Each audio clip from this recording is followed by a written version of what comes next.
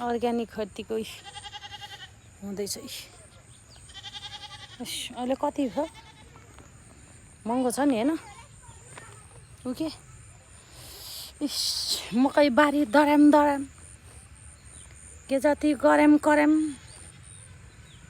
हुँदैछ। धान रोप्नेको लागि बिउ असार 15 मा आउनु होला। खेत रोप्नु मन लाग्यो।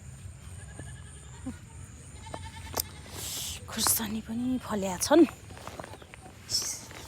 डल्लै।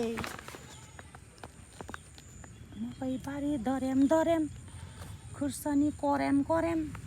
नेपालमा चाहिँ यस्तो हो के।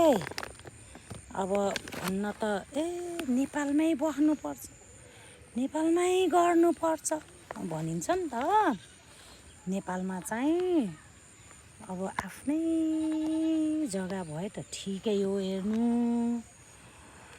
अर्काको जग्गा लिजमा लिएर गर्ने चाहिँ ठिकै हुन्छ। अब के भन्नु र, अब फेरि डिसपोइन्ट गराइदियो भन्नु। त्यही भएर त्यो भन्नु पनि छ, गलतै हो। म चाहिँ यो मेरो उसके हेर्नु त खुर्सानीहरू आफूलाई खाने राम्रै हुन्छ। यस्तो बनाउनु पर्ने रहेछ, नत्र नहुने। हेर्नु त पिनालु गाभा बनाऊँ कि जस्तो नि भइरहेछ आज खानेकुरामा के। हेर्नु त टमाटर फलेछ नि है।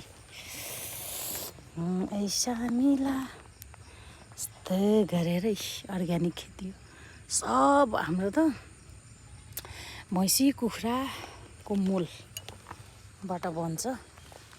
म चाहिँ यो टमाटर अहिले महँगो छ नि है। यो टमाटर हेर्नु त टिप्दैछु।